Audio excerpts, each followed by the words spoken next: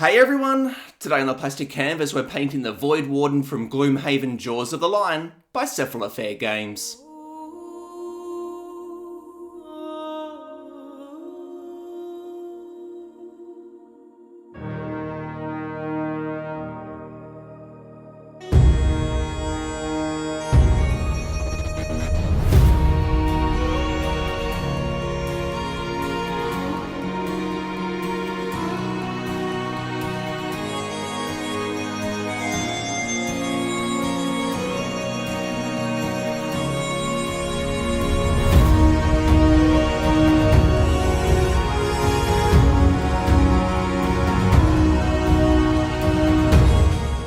Hey everyone, Matt here from the Plastic Canvas and welcome to the third episode in this Gloomhaven Jaws of the Lion series, and today we are painting the Voidwarden. She is one of the characters that you can play as in this adventure game from Cephalofair Games. So it's been a little while since the last episode in this series, probably nearly a year or so, and that's because when we got the game, my wife and I decided on the two characters that we were going to be playing as in the campaign. I was going to be playing as Hatchet and she was going to be the Red Guard, and so those were the two minis that I painted straight away, and so the Voidwarden and the Demolitionist just went back into the box unpainted. Partway through the campaign, my wife decided that the Red Guard was not really the type of character that she thought it was going to be, and the type of character that she wanted to play, so she then swapped over to the Demolitionist. So as quickly as I could, I painted him up, and then again that just left the Voidwarden in the box, the only one unpainted. Then a couple of weeks ago, I put up a poll to see which game you guys would most like to see a mini being painted from, and the game that came out on top was Jaws of the Lion. So I thought, oh perfect, I've got one mini left to paint to finish off my copy of the game, and Jaws of the Lion is the game that you would most like to see a mini painted from, so that just lined up perfectly. And so here we go, we are going to do the last character in at least my copy of the game, so we're going to get the Voidwarden painted up. So as always, my starting point was to have a look at the artwork for the Voidwarden, and here we can see the picture from her card or player board thingy, whatever we call it. Now, I absolutely love this artwork for the Voidwarden. I think she's got a really cool look about her, but as soon as I did see it, I just kind of went, ugh. And the reason for that reaction was because of all the tiny details that's in the artwork that makes up quite a bit of interest in the Voidwarden. So all of that really fine line work in the material and on some of her armor, the little gems and things like that, the texture in the leather, all of those really small details that when shrunk down to the size of mini at this scale become quite tedious to paint. Now, I've painted minis like this in the past where, you know, a lot of that interest does come from those really small details, and the Scoundrel from regular Gloomhaven has been one of those minis. So here you can see the Scoundrel that I painted up. And what I often find with painting minis like this is that it's not really until you start painting those smaller details, like with the Scoundrel, those little daggers and ninja star types of things, that it really starts bringing the mini together, and that I really then start liking the way that it looks. So I actually kind of usually spend maybe like 80% of my time painting a mini like this, just not really loving how it's looking. And that's mainly just because I haven't yet got to the part that adds all of that interest, but all of the base coating and highlighting and shading of all of those other parts in terms of surface area is what takes up most of the mini. So like in the case here with the Voidwarden, her light grey, almost white cloak, and then the base coating for all of the different bits of armor and that sort of stuff, in terms of surface area, that's what most of the time is spent doing. But then, like I said, it's not until I start painting all of that really fine line work and the little gems and things like that, that it really starts to add some interest and start to bring everything together. So yeah, with the Voidwarden here, I spent probably, about 80% of the time just not really loving how it was looking. But once I did get into that last 20 or so percent, when I started doing all of those smaller details, that's when I really started to like how it was looking, because all of those really small details brought everything together and really just finished it off. Now, I still really enjoyed painting the Voidwarden, don't get me wrong there. It's just that I knew it was going to be a bit of a slow burn, just working through those parts that don't contain all of those finer details, before I got to those parts that were going to add the interest. So I would love to hear from you guys in the comments down below when you get to a mini like this, where so much of the interest is added by those tiny details that you don't get to until the end. Do you have a similar experience? Are you sitting there painting it thinking, just not loving how it's looking at the moment, but I know it'll get there? Or do you like it the whole way through? I'd be really interested to hear if you guys have the same experience that I do, or whether yours is a little bit different. Alright, so with all of that out of the way, let's now get into talking about how I'm painting the Voidwarden. So you can see that I started by painting her skin. That's for two reasons. One, because it is the lowest layer of the mini and everything goes over the top of that, so it was just to get that out of the way. But also because thematically, this is probably the most important part of the Voidwarden because of that black scarring that's down the left-hand side of her. Now, on the backside of her little player board thing, there is a little bit of flavor text that does just a little bit explain this. And so it says, "The void is a dangerous and terrible place. Anything that enters it dissolves into a coarse black sand without explanation or remorse.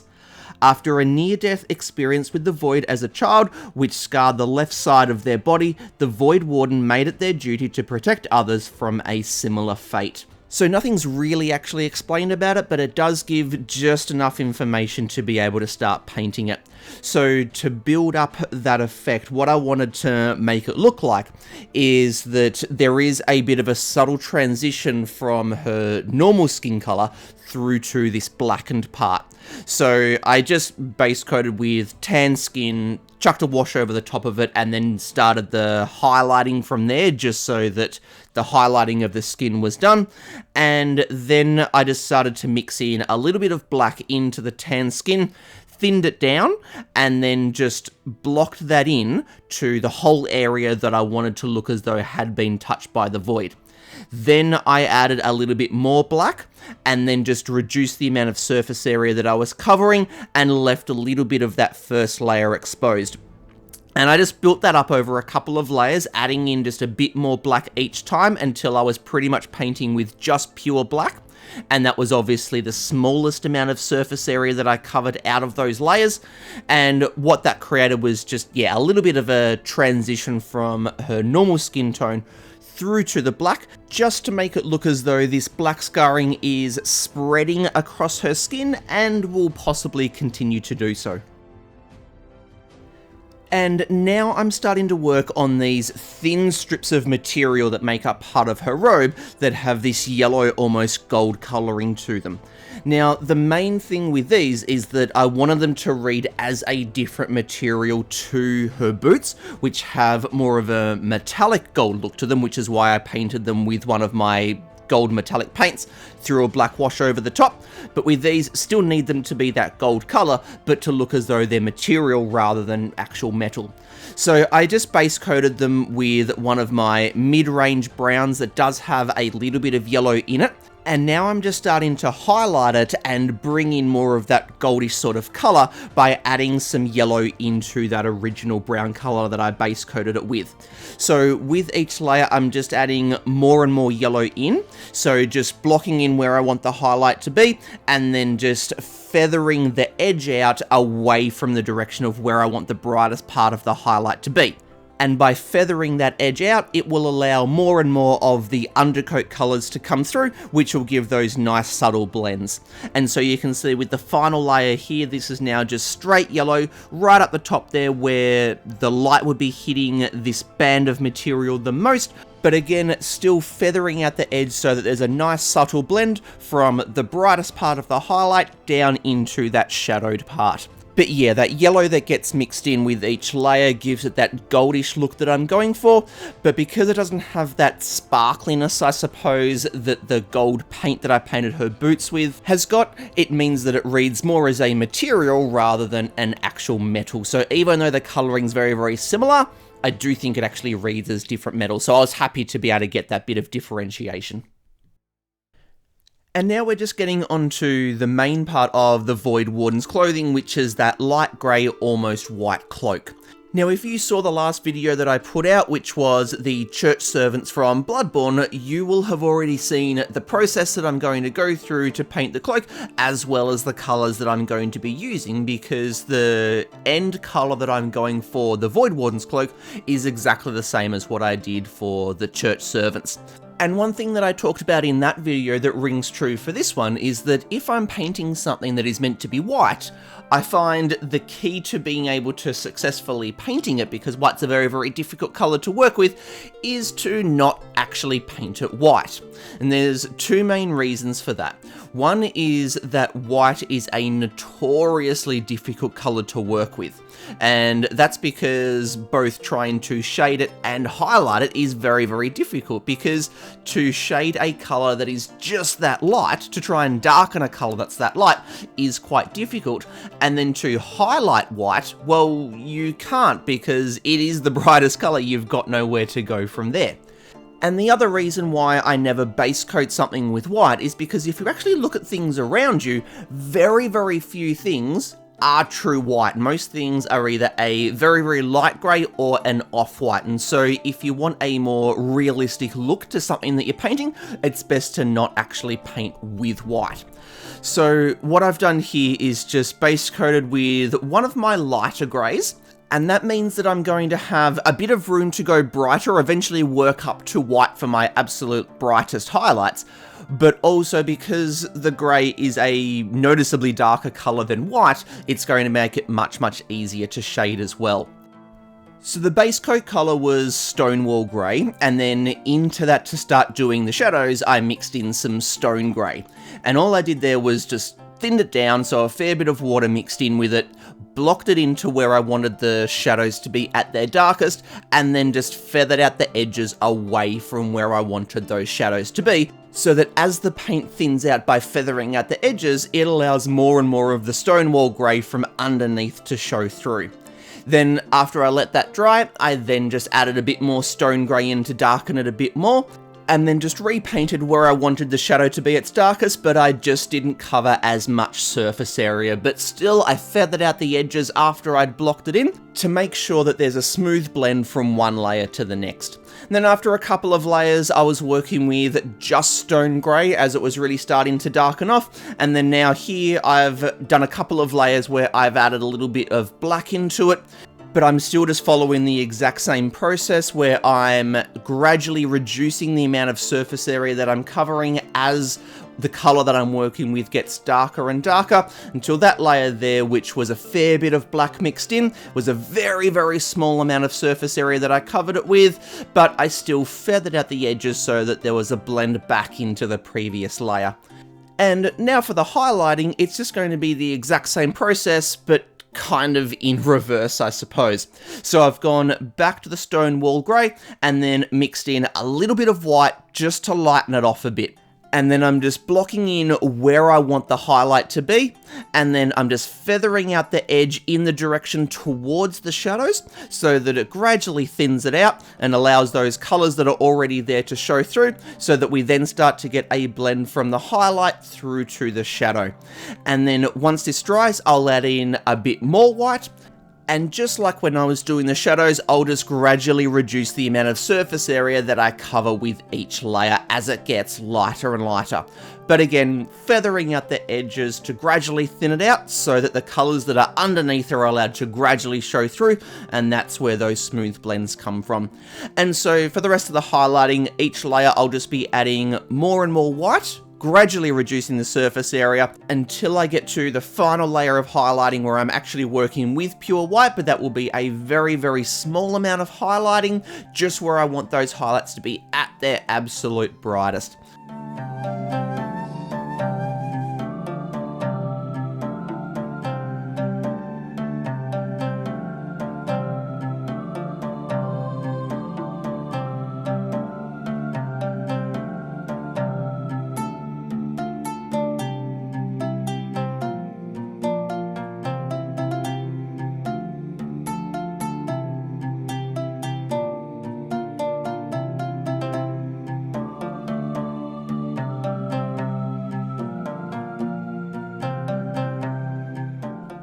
Alright, so here I'm now doing that final stage of the highlighting with just pure white, and you can see how small the amount of area is that I'm covering there, just a tiny bit where the most amount of light would be hitting, but still feathering that edge out so that there's a nice subtle blend through to the previous layer, which then blends into the previous one, and so on, and that's what tries to get those nice smooth blends. And you can see from this that even though the Voidwarden's cloak looks from the artwork as though it is supposed to be white, there is a really small amount of this that I do actually paint white.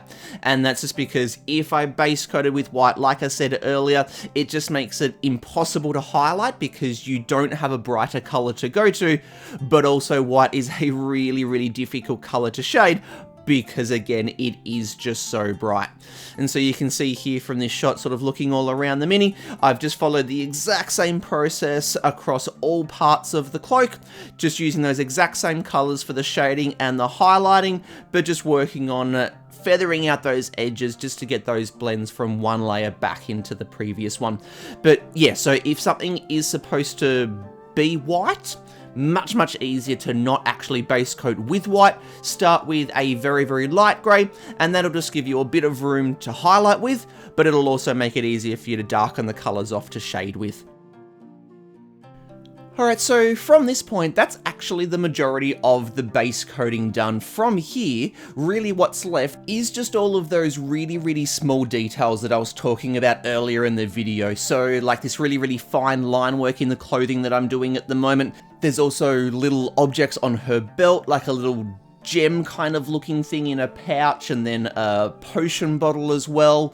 And on both her right pauldron and the armor that's on her right hip, there's some little gems and things like that. Just lots of really small details that are very simple to paint. There's not really much to talk about with each of them, but combined, they really add so much interest to the mini and really tie everything together. So from this point, I'm pretty much just going to leave you to watch the rest of the video, because with each of these individual things, there isn't really too much to talk about. It's pretty self-explanatory and simple what I'm doing, but if there is anything that I do think is worth jumping in and explaining a little bit more than just what you can see on screen, I'll jump back in and explain it. But yeah, for the most part, I will just leave you to watch the rest of how I paint the Voidwarden. So I hope you enjoy the rest of the video.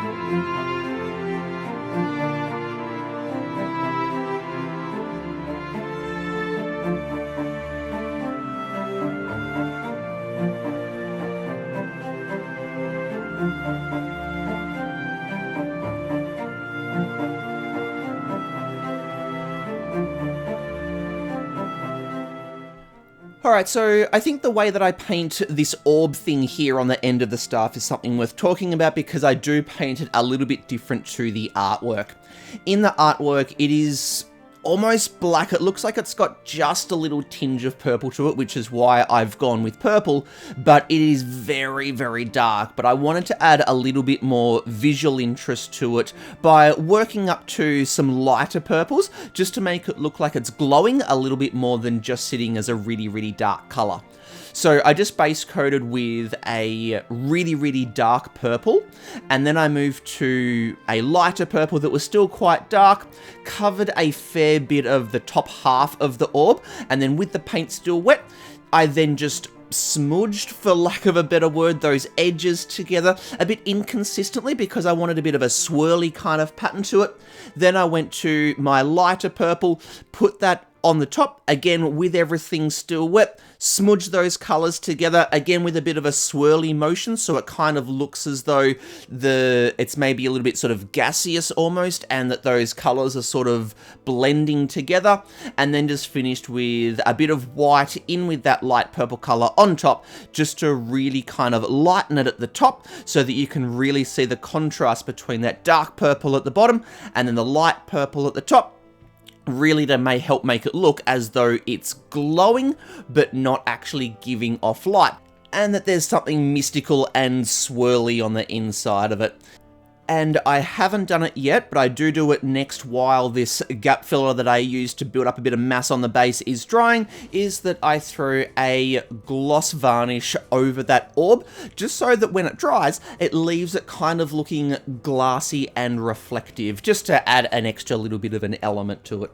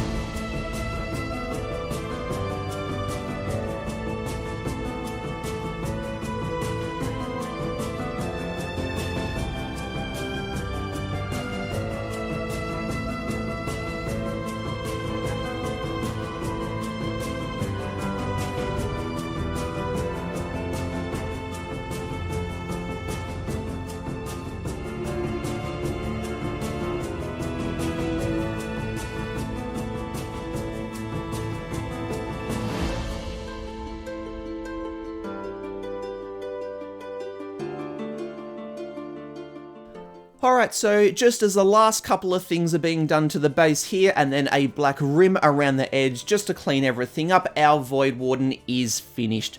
So in the end, I was actually really happy with how she turned out. But like I said back at the start, once I saw the artwork, I knew this was going to be one of those minis that was going to be a bit of a slow burn as I just get all of those initial base coating parts done that don't really have a lot of interest to them, because it's all of those tiny details that get done right at the end that really fill out the mini, bring everything together, and add a bit of interest. So yeah, I spent about 80% of the time or so just not really loving how it was looking, but still enjoying painting her. But then yeah, once I got onto that line work in the clothing, those gems in the armor, and all those different little details, that's when it really came together. And by the end, yeah, really happy with how she looks, especially when she's in the middle of the table, because those blends in the cloaks and all the different colors that are going on just do look really cool. So thank you very much for checking out another one of my videos. I really do hope that you enjoyed it and got something out of it that you can use in your own painting. If you did, please consider giving this video a thumbs up. And if you haven't subscribed yet and you want to stay up to date with future videos as they keep coming out, please do hit that subscribe button as well. And also please do stop by the Facebook, Twitter, and Instagram accounts for this channel, where you can see what I'm painting at the moment, and so what videos are going to be coming out next. But that is going to do us for today, so until next time, this is Matt from the Plastic Canvas signing out. Happy painting, everyone. Cheers.